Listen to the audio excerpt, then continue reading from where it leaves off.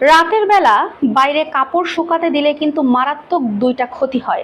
এই ব্যাপারে কিন্তু আমরা অনেকেই তেমন কিছুই জানি না।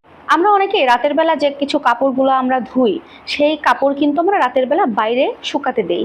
এটাতে কিন্তু অনেক বড় ক্ষতি হয়, যে বিষয়টা আমরা অনেকে জানি না। অনেকের ক্ষেত্রে আবার এমন ঘটে, দিনের বেলা কাপড় ধুয়ে বাইরে নেড়ে দিল, সেটা তার তোলার কথা মনে থাকে না, সারা রাত ধরে বাইরে রইলো এবং পরের দিন সে সেই কাপড়টা নিয়ে এসে ঘরে আনলো। বিশেষ করে আমরা যারা শহরের দিকে থাকি, শহরের দিকে থাকলে দেখা যায় যে ফ্ল্যাট বাসাগুলোতে কাপড় চোপড় শুকানোর জন্য ছাদে নেড়ে দিতে হয়, কিংবা বারান্দার যে গ্রিলগুলো থাকে, বারান্দায় আমরা কাপড়গুলো নেড়ে দিই। ছোট ছোট বাচ্চাদের কাপড়গুলো কিন্তু আমরা নেড়ে দিলে সেগুলো উঠাই না, দেখা যায় যে ওই গ্রিলেই থেকে যায় বা বারান্দায় থেকে যায়। এতে কিন্তু মারাত্মক ক্ষতি হয়ে থাকে, যেটা আমরা জানি না। রাতের বেলা অনেকে জেনে থাকবেন, জিন জাতি কিন্তু ঘোরাফেরা করে।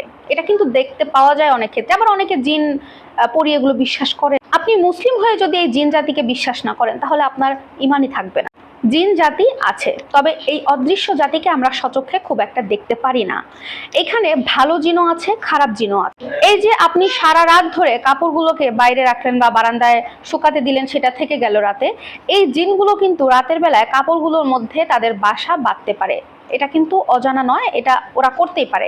এছাড়াও বাসার ভেতরে এমন এমন কিছু জায়গা থাকে যেখানে জিন জাতি বাসা বাঁধতে পারে। বাসার ভেতরে বিশেষ করে অ্যাটাচড যে বাথরুমগুলা, বাথরুমের ভেতরে যে জিন থাকে, এটা কিন্তু নবী করিম সাল্লাল্লাহু আলাইহি সাল্লাম আমাদেরকে বলে দিয়ে গেছে। আবার আপনি যেখানে রান্না করেন, আগুনের কিছু থাকে গ্যাসের চুলার ওই সাইডে, ওখান দিয়েও কিন্তু জিন বাসা বাঁধতে পারে।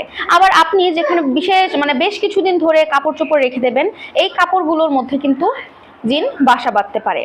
এখন আপনি যে সারা রাত একটা কাপড় বাইরে রেখে দিলেন, ওই কাপড়ের মধ্যে জিনের আসর লাগতে পারে। ওই কাপড় যদি আপনি পরবর্তীতে আপনার সন্তান বা আপনি নিজে পরিধান করেন, সেক্ষেত্রে যে আপনার কোনো ক্ষতি হবে না, এটার কিন্তু কোনো গ্যারান্টি কেউ দিতে পারে। এটা গেল হচ্ছে প্রথম পয়েন্ট, যে আপনার শরীরে জিনের আসর আসতে পারে।